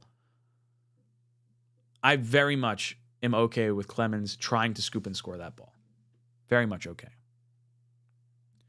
J-Boy says it looked like Zach waits for his wide receivers or tight ends to look at him before throwing. That's what it feels like. It feels like he needs to see the player get open, not anticipate that they're going to be open. And that's what's hurting us, is like now instead of saying, okay, I'm going to throw it with touch where this should be because this guy's about to get open and I trust him or whatever, he's now seeing the guy open. It's already a late play, so the defense knows where it's going to have to go. Zach winds up and rips the ball 100 miles an hour, and now you're getting drops because he's throwing the ball stupid hard when he shouldn't have to because he's trying to make up for the fact that he's slow on the uptick. That's what I'm seeing. I agree with you, J-Boy. That's what it felt like, at least.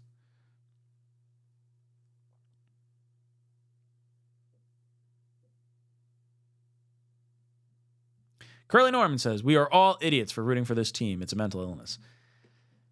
I mean, we're gluttons for pain at this point.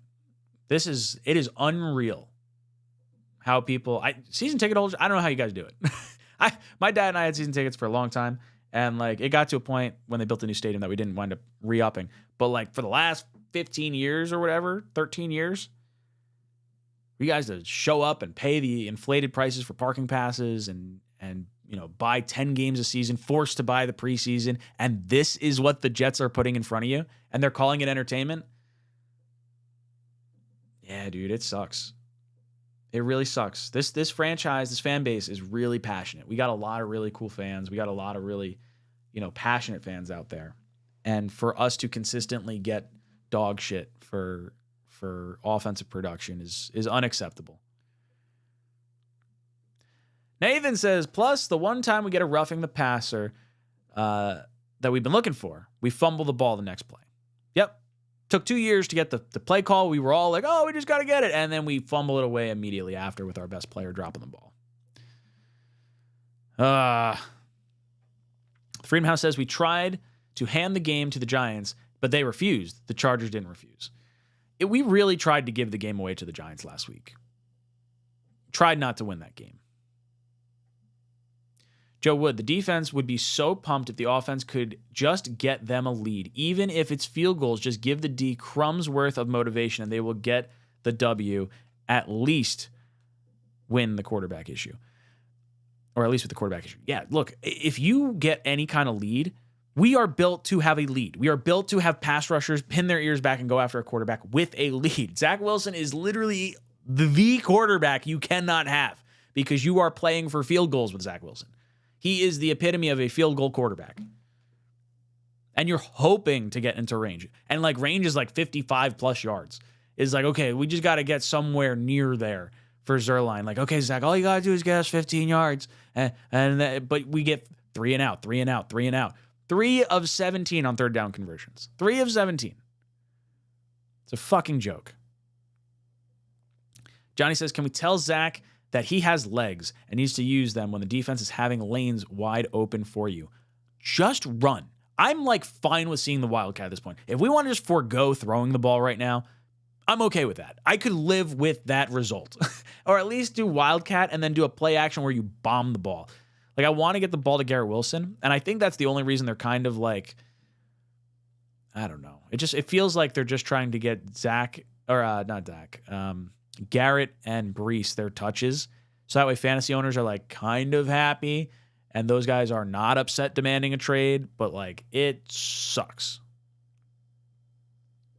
Oreo says, hear me out. I have a theory. The Jets are 0-3 when O'Leary and Green be in 10 Jet games. I don't know, just saying. I have attended games as well, and I do not have a good record. I've been to one win since 2015. One win since 2015 from the New York Jets. And that was Monday night in a amazing Gibson return touchdown. That was incredible. It was probably the best game I've ever been to from like an excitement perspective. But very, very frustrating. My win-loss. Honestly, the Jets lose when I'm not there. And when O'Leary and Greenbean are not there anyway. So it's hard to pin it on any of us. Ryan Rivera says, what happened on the screen to Cook? Was the ball tipped, thrown too hard? We didn't get a replay. So we didn't get a replay. I tried going back to the broadcast. They did show a replay in the stadium briefly, but we were so far from the screen that it was very tough to see if the ball moved at all. I don't think it was tipped. I think it was just a bad pass. Like, he didn't hit Cook. It like made it a very awkward attempted catch. That's what it kind of felt like. I do have the every throw up there. So that play is in that catalog for you to look at. Zach Rosenberg, 2025 lacrosse goalie, says, how many years can the Jets repeat the same mistakes? I don't know how we fix it. We fix it by not having the punter tackle the Rams returner, and then you have Trevor Lawrence. What do we do? What do we do? Joe says, Ryan, I told everyone that pre-draft. Do not touch, can't throw a receiver open, etc., etc. Zach was the easiest bust call I ever made. Well, look, Joe, that's fine. There were a lot of analysts that had Zach as the number 2 quarterback. And to be honest, you're not taking any other quarterback that's there. You're not taking Zach. You're not taking Trey Lance. You're not taking Mac Jones. You're not taking Justin Fields. Like, literally, outside of Trevor Lawrence, the correct option would have been to not take a quarterback and to just trade down and take the 49ers picks. But what sucks is, like, I'm pretty confident that Zach Wilson looks good with the Shanahan offense in Shanahan's system. That's what it feels like. Twisted says, having the AFC East sitting there for the taking, and then we get a game like this is the Jets' norm these days. Must be in the script. Right? Like, you would think the NFL would at least turn around and say, hey, the Jets, it's good if New York's winning, and it's good if the Jets can be in there. But no, we just can't have nice things. I don't understand why we can't figure quarterback out. Like, other teams just kind of luck into quarterbacks, or like trade a 6th round pick for someone named Joshua Dobbs, who has success in Arizona and then has success in Minnesota. And then like quarterbacks that are no names come out and have like 300-yard games. I don't know why the Jets can't figure it out. I don't know. I'm afraid to answer Oreo's question, but what do you think, Ryan? If the Jets lose to the Raiders, this season is over. Don't see them beating Buffalo or Miami, Houston, or Cleveland look much than we do. If the Jets lose to the Raiders, this season's over. I think this game probably stamped it for us, honestly, which sucks because we're only at 500 right now. But like, unless the Jets are going to move on from Zach, I don't have any faith. We're not going to go anywhere with Zach Wilson at quarterback. Sean says, when the defense sees their financial futures going down the pan, how does Saleh keep the locker room? Not just the defense, the offensive players. Zach Wilson is costing a lot of people their jobs and money. Zach is a very, very detrimental piece to this entire organization right now. And I feel really bad for the players that are going to be free agents, that are trying to say, hey, look, maybe the best thing they could say is like, okay, maybe I wasn't a good receiver or something, but look, I had Zach Wilson, so it's worth taking a shot at me. Like, those are the only guys that are going to be like benefiting from this sort of situation. Everyone else not getting any yards, not getting any wins, not getting any, stats to talk about. It's a very, very bad team, and Zach is wasting an elite defense. We are wasting an elite defense on Zach. Jared says, every year we get excited for the season, and every year it's the same result. It's really getting old. If they don't make some changes this week, this coaching staff, just willfully inept. Unfortunately, when you make a number 2 overall pick quarterback and you don't bring in any level of competition, and your guy you paid $50 million or whatever the contract was for Aaron Rodgers goes down like that, it sucks, but we had a season stolen from us. That's what it was. And now I want to believe that we can stay afloat and get Rodgers back at the end of the season. That's what the Jets are trying to sell me. That's why they're showing all these fucking videos of Rodgers throwing 50-yard passes. I'm not necessarily sure that's any indication that his Achilles is good. But, like, That's what they're trying to do. They're trying to sell as many tickets as possible because they know the season's shot. They don't want to spend any more money because they spent all the money on Quinn and they spent all the money on Lazard. They spent all the money on Rodgers. They don't want to pay to go out and get someone that could at least get us into the playoffs. They're like, fine, let's just try and do what we can with Zach right now and try to win in spite of him. It sucks. It really, really sucks. Professionally certified hater comes in with super chat, says, I went to my first ever Jets game last night as part of my birthday gift with my brother and friends. I predicted 70% of what Zach was about to do pre-snap. That's what it felt like. The group we were with, we're all sitting there. We're like, that's going to be a run. Like, that's definitely a run. And that's on play calling. It is. But sometimes down and distance sort of dictates what you have to do. And, like, you could just watch Zach and just say, we're on the edge of field goal range right now. Like, Zerline can make this kick. Zach's going to take a sack. He's going to take a sack right here. Yep, there's Zach.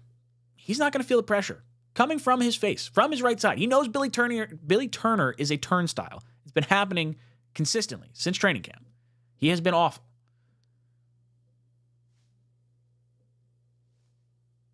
And it's just like he's taking sacks. He's so bad. So bad.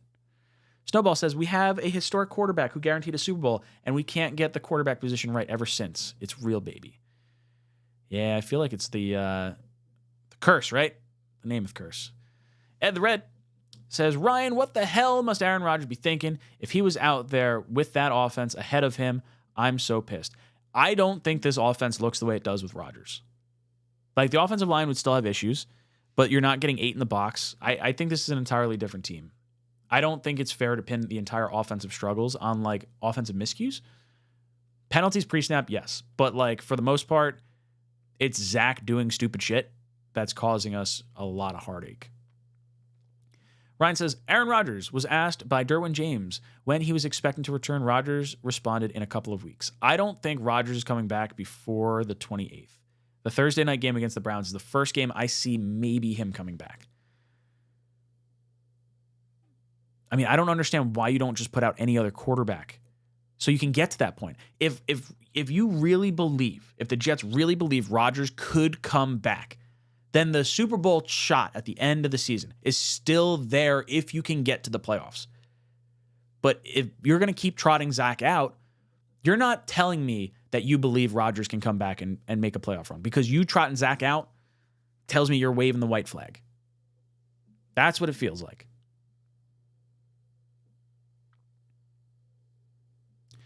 Wild Dog says, Sal and JD are so hard-headed. No offensive line, wide receiver help this offseason and before the trade deadline. Well, that's not true. That's not true at all. The Jets brought in Billy Turner. The Jets brought in, you were getting Mekhi Becton back. You were getting Dwayne Brown back. You drafted Tippmann in the second round. You brought in Lazard. You brought in Cobb.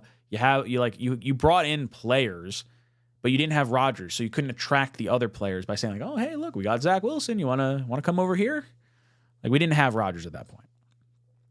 We definitely brought in players. We knew we needed a little bit of a rebuild because we gave up the picks needed to, like, help some of this stuff by getting Rodgers. I don't know. Knobcraft, big thanks to Zach for winning me the signed JJ mini helmet last night. Gunny is the man with his giveaways. Gunny did the game stream last night on the Green Bean channel. Gunny's a good dude. I haven't talked to Gunny in a while. Have to have him on soon. Ed the Red said Sauce and Wilson won't hang around after this shit to implode, possibly against for next season. Never mind this season. That's my biggest fear. We have such great players. If the Jets wind up losing Sauce and Garrett because of the ineptitude of this offense and because of Zach Wilson and what's kind of going on, I'm going to be hurt. It's going to really, really hurt this fan base if you lose Brees and Garrett and Sauce. Like, that draft class is the foundation for this team for the next 20 years. You got to give him some help. We tried it with Rodgers. He got hurt. Just when Jets says, should we sign Jarvis Landry? He's a free agent. I don't see how it could hurt at this point. I don't know how good he is. There's a reason he's sitting out there, but, like, got to give it a shot. Why not?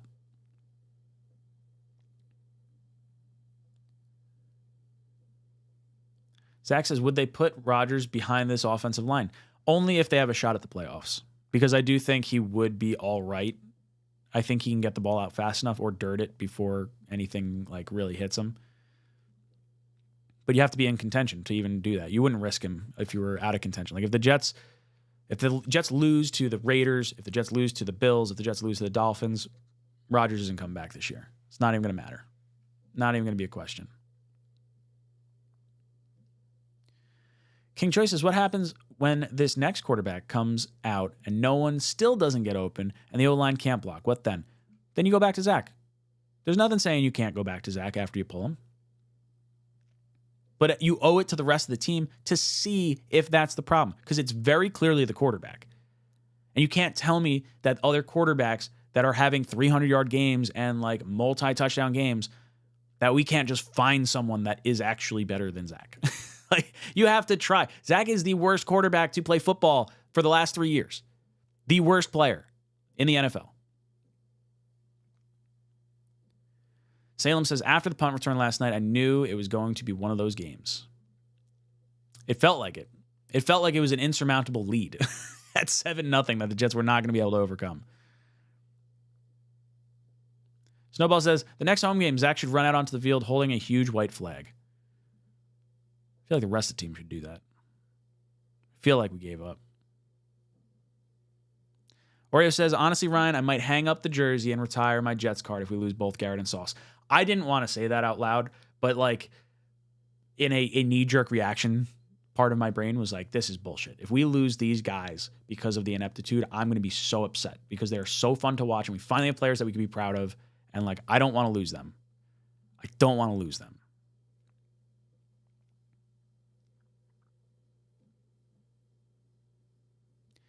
Professional Certified Hater says, I love McDonald, but JSN was clearly the guy we should have taken. Garrett is the only wide receiver we have that can consistently get open. JSN would have elevated so much. So remember at the time, Corey Davis was wide receiver 2, Lazard was wide receiver 3, Hardman was wide receiver 4.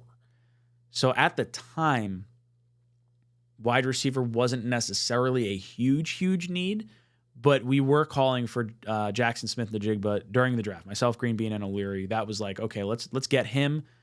You know, if you want to talk about Kalijah Cansey, a defensive tackle or something like that at the time, like I understand that.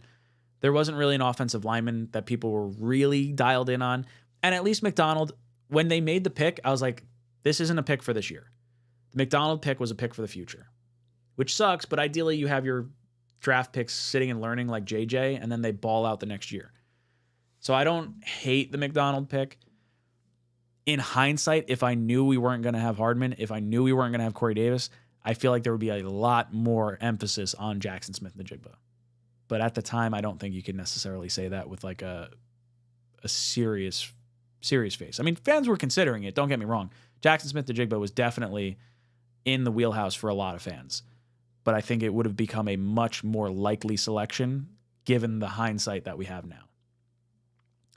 JDP, I'm so tired of this offense, man. And in the pressers, Salah and Zach say the same. Since rinse and repeat. Like when can we make a change? Every week, it's we got to work harder.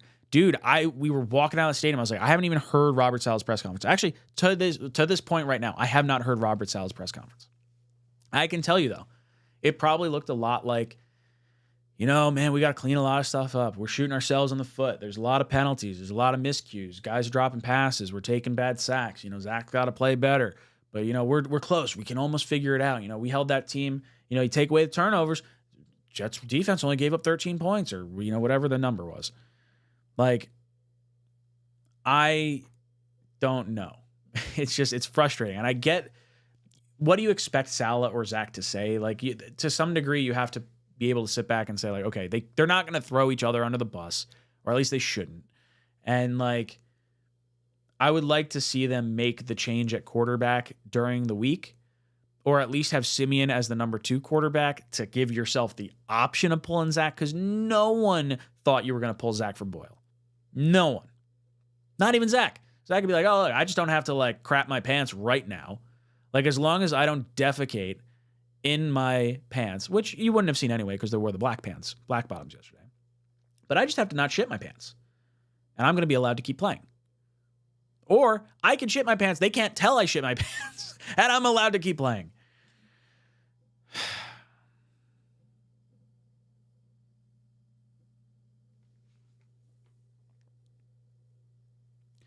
Wild Dog says, the Mecole Hardman trade is getting tougher and tougher to chew.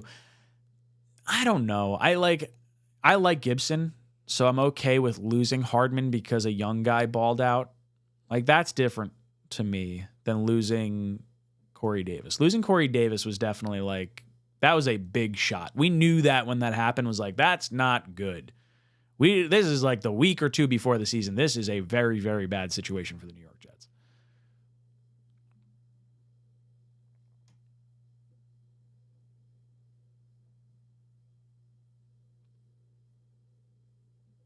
King Choice. I'm not a Zach truther. I'm just tired of us pointing a finger at one person when I see multiple shit on the field. I can't get mad at the kid for not throwing into coverage with our trash route concepts. I'm sorry. I very much want to not see Zach take another snap. It's not working. It's not working. At the very least, let's see Simeon for a little bit and then determine, like, okay, it clearly is not just the quarterback. Then at least you feel a little bit better about Zach. If you keep trotting Zach out this way and you keep having the same results, like, it doesn't. What's the definition of insanity, right? Doing the same thing over and over again, expecting different results, and you're getting the same thing. Switch it up. Switch it up. Jigaman says, the "we're close" line BS is old at this point. It's the only thing you can say. It's wow, we just have to figure it out. If we can convert some third downs, if we can get some red zone opportunities and convert those, like, we got some opportunities here. It's just coach speak. He knows it's bullshit. Team knows it's bullshit. It's literally just for the fan base. It's like, hey, let's try to not pour gasoline on a fire. Let's get out of this game, go into training or go into the practice, and let's try to reassess, figure it out for the Raider game. But I don't know how anyone else could have any sort of, I don't know. I feel like it's really on Zach.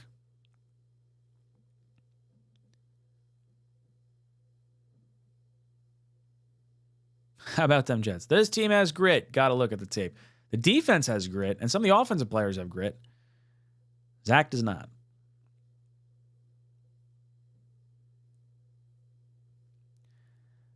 Ed says, Ryan, Zach has hit the red zone in what? 2 or 3 times in 8 games? That says enough for me already. So there was a stretch of time where the Jets were like 1-9, with the one touchdown being Brees being allowed in to score a touchdown against the Eagles. So we were really like 0-8 for like a stretch of time there for the Eagles, Chiefs, and Broncos games.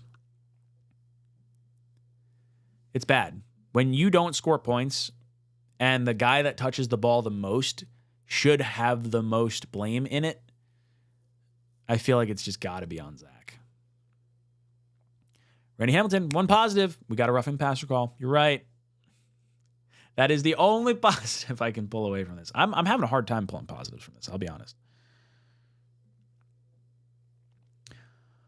All American says, I just don't even see how good receivers could help us at this point. I do not trust Zach to give anyone the ball. You're lying if you say you're lying if you say your butthole doesn't clench every time he drops back. This is exactly how I feel. Like, I don't care who the receiver's out there. Like, I don't trust Zach with the ball. He's not going to make the right read. He's not going to make a good throw. It's like, I don't trust him. I don't care who's out there. This offense is plenty good to win with. You give someone arguably the best running back in the league in Breece Hall, one of the best wide receivers in Garrett Wilson, a good receiving threat in Conklin. Just those 3 alone should at least have you in a position where you should be able to move the offense in some capacity. Really bad.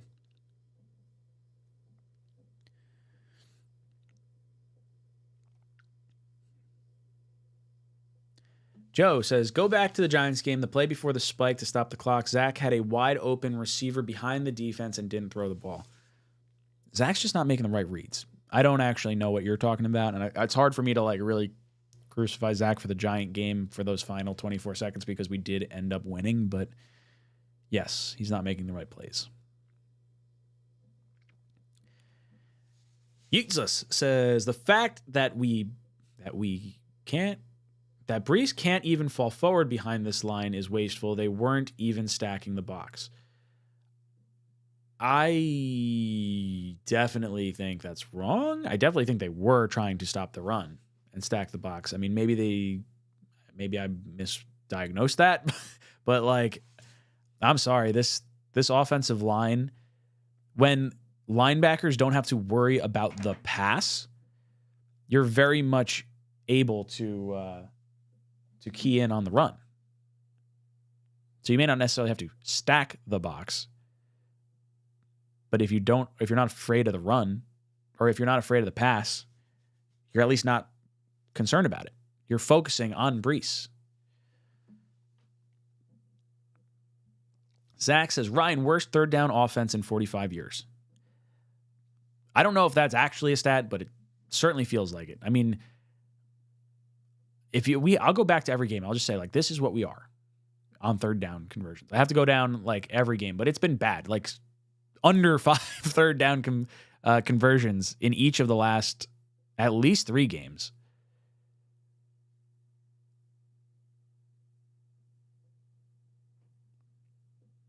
Oh, how about them Jets, Ryan? I was repeating what Sal said on the pressure. Well, like I said exactly what you said. I could say what the pressure is going to be without even watching it. Oreo, fun fact, the Jets are first in the league in punts per game. Punt yardage were first in something. There's your positive for this team.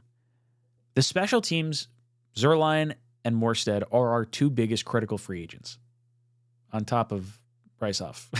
Like, Bryce Huff is incredibly important. Becton, I feel bad. Zuerlein's been balling.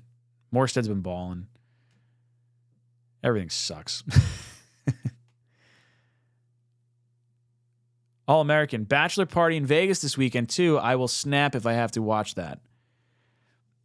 Yeah, I would go enjoy the bachelor party and maybe think less about watching the Jets. Oh, geez.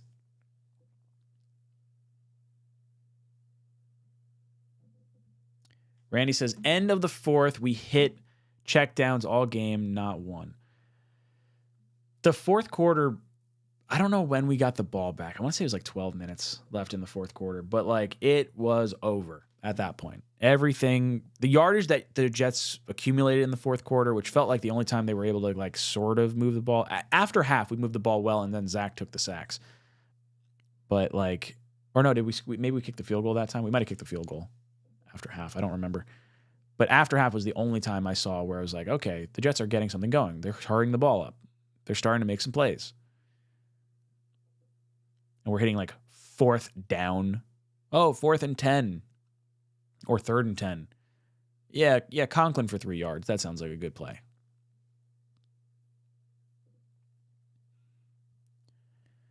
Phil says, will last night's game be a season killer? I think it could. It's very, very possible. This AFC game could very well end the Jets season. I think the Raiders game this week will put the stamp on it. If the Jets lose the Raider game, I don't think they're beating the Bills. I don't think they're beating the Dolphins, and it's just going to spiral from there. That's why I say you got to have Simeon in the hopper. Have him at least as the backup quarterback so you can at least pull him and show, like, even if you want to play Zach the rest of the year, at least show that Simeon is equally as bad and you have to play Zach. This may be the beginning of the undoing for the Jets, this game. But I think the Raider game will be the stamp.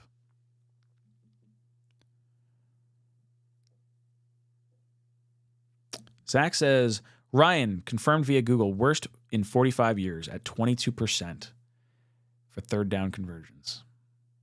That is terrible. So bad. Walt, what's up, dude? Says, drop passes, missed tackles, penalties, and God knows how many third and outs. I wonder if Hackett knows what to do with Zach. I don't think anyone knows what to do with Zach. This is the second offensive coordinator that can't figure out how to make Zach click. Zach has to do something for himself.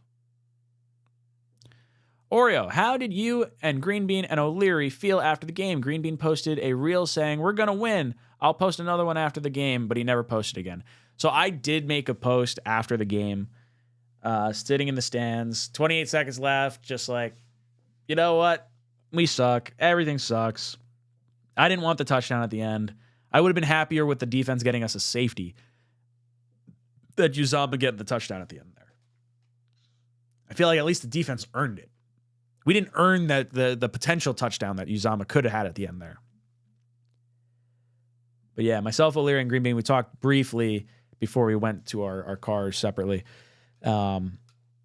Just rough. Just a very hard game to watch. We were turning to each other pretty consistently saying, like, Zach's not the guy. Like, he's not the guy. Robbie Oak says, this fan base can't heal and get on the same page until Zach is gone. Just Trey Lance him already. I don't know if there's a team. Well, I mean, we can't trade him anyway right now, but I don't know if there's a team out there that's like, oh, yeah, Zach, he could be the guy. I feel like Shanahan's the only one. Like, I'd rather trade him to the NFC, to Shanahan, for like a 7th round conditional pick where the condition is like, if Zach wins the Super Bowl, we get the 7th round pick. Like, I'm fine with just getting rid of him and having him in the NFC. Ed Stewart says, I agree, Ryan. Raiders game tells it all. Yeah, this is a must-win game for the Jets. This past one was like, you need it. But the Raider one's going to be bad. Gotta have it. Oh, Robbie Oak said he did post on his way out. Okay. Or unless you're talking about me. But yes. Disinfo stayed the whole game. Impressive. Myself, O'Leary, and Green Bean sat through the entire game. Did not leave. Now, if I was a realistic fan at that point, the fourth quarter when it started, that would have been the time to leave. My buddy who came, he's a Raider fan actually, so I was trying to pick his brain a little bit about his Raiders for next week. But he's like, dude, I can get an Uber for $10 right now. He's like, if the Chargers score another touchdown, it's gonna be like quadruple that. So like, I'm gonna head out now. I was like, dude, you don't got a dog in this fight. I understand.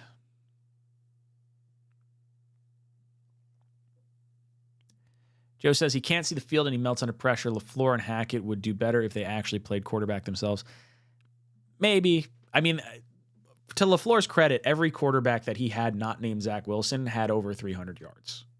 So I'm not so sure I tend to lean more on Zach than I do anyone else.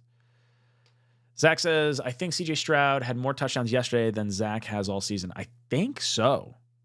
We have 8 touchdowns on the season total. What does Zach actually have?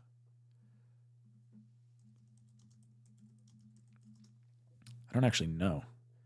We have 5 on the season from Zach.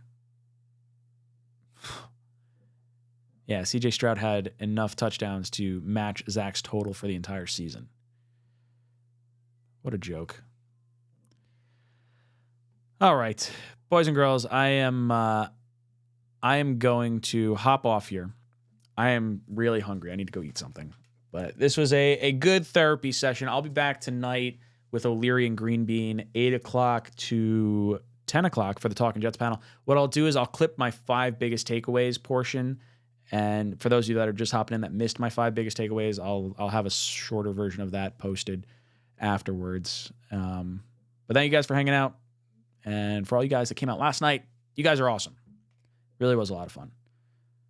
I enjoyed yesterday overall. Just not the game so much.